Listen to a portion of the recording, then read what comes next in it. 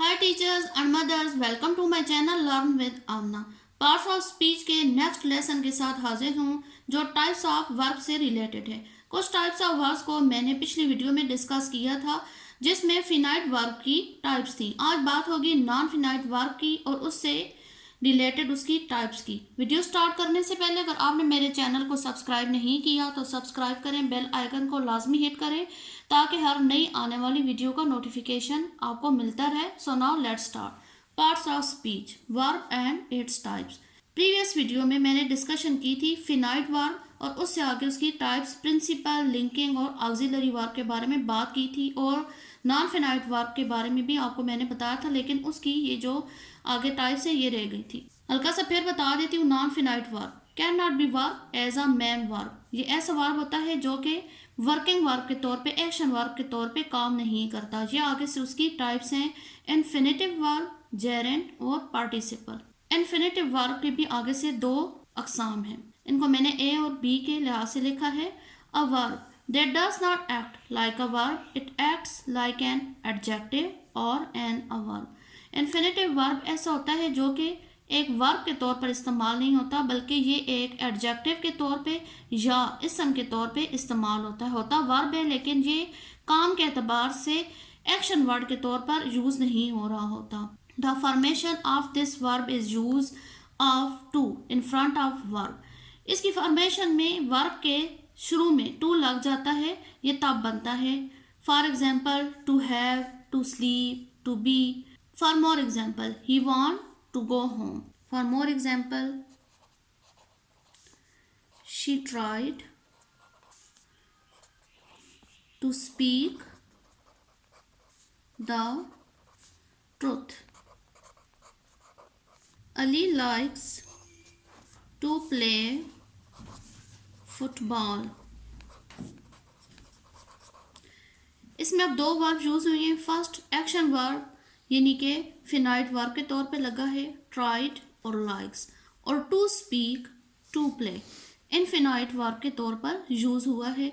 इसकी एक निशानी माइंड में रख लें इनफिनाइट वर्ब की कि इस वर्ब से पहले टू लाजमी लगता है और ये एक्शन वर्ब के तौर पर यूज नहीं हो रहा होता। इन्फिनेटिव वर्ब की आगे से एक और भी किस्म है it is used to explain why an action is done.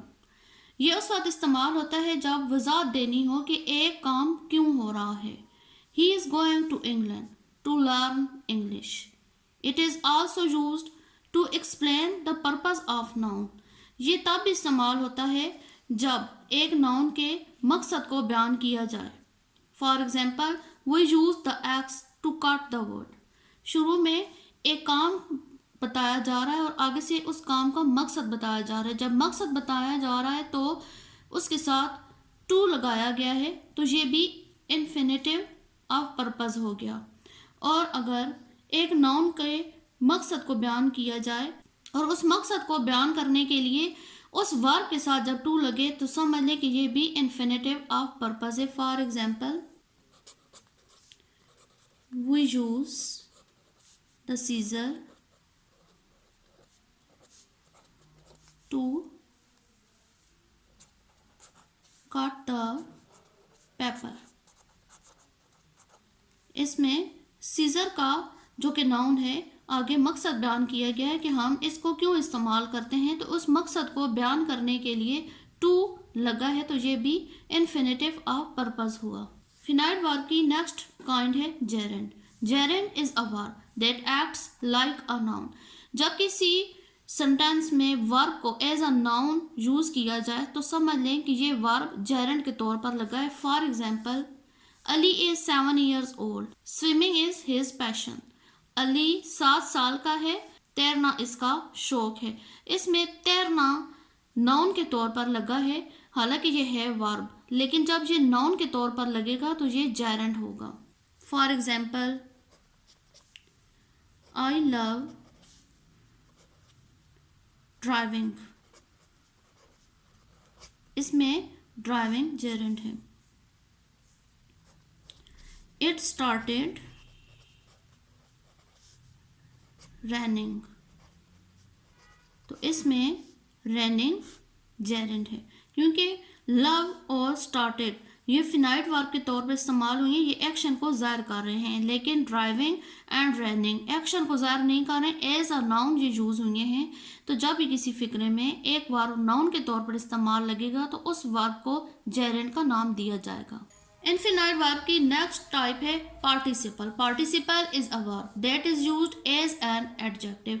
जब किसी सेंटेंस में verb as an adjective use हो तो उस वर्ब को पार्टिसिपल कहते हैं। For example, I like blooming flower, मुझे खिलते हुए फूल पसंद हैं। फ्लावर की एडजेक्टिव या इसम सिफ्त बयान की गई है, ब्लूमिंग खिले हुए। अब ब्लूमिंग जो है वो एक वर्ब है, लेकिन ये एज एडजेक्टिव यूज हुआ है, तो इस वर्ब को पार्टिसिपल का नाम देंगे।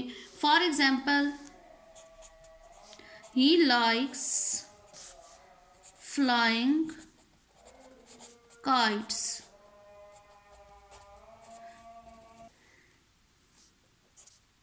For more example, the chirping birds attract me। इसमें फ्लाइंग काइट्स, ये काइट्स की एडजेक्टिव है फ्लाइंग, यानी कि उड़ते हुए पतंग। तो इसमें जो फ्लाइंग है वो पार्टिसिपल है और चहचहाते हुए परिंदे, द चिरपिंग बर्ड्स। बर्ड्स का एडजेक्टिव है चिरपिंग, जो कि एक नाउन है, लेकिन ये एज एडजेक्टिव आया है तो ये चिरपिंग भी पार्टिसिपल होगा। जब भी कोई लेसन ख़त्म होता है तो एक्टिविटी बहुत ज़रूरी होती है, ताकि हमें पता चल जाए कि हमें कितना समझ आया है। तो एक एक्टिविटी करते हैं, read and identify the types of verb. एक लाइन पढ़कर हमने देखना है कि ये कौन सी टाइप चल रही है। The heater is used to heat the room. इसमें एक नाउन आया है, आगे उसके बारे में बताया गया कि उसका काम क्या है। तो ये हो गया इन्फिनेटिव ऑफ पर्पस, क्योंकि इसमें वर्ब है और आगे से उसका काम बताया गया है। Infinitive of purpose। I saw some dancing penguins।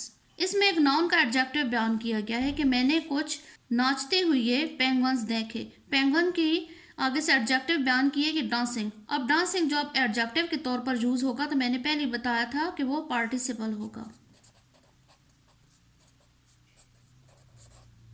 Studying is my hobby, पढ़ना मेरा मशगला है। स्टडीइंग नाउन के तौर पर आया है, जब भी एक वर्ब नाउन के तौर पर आएगा तो वो होगा जेरेंट। नेक्स्ट, मैं घर जाना चाहता हूँ। इसमें काम के आगे से मकसद को बयान किया गया है, तो टू गो हो गया इन्फिनेटिव।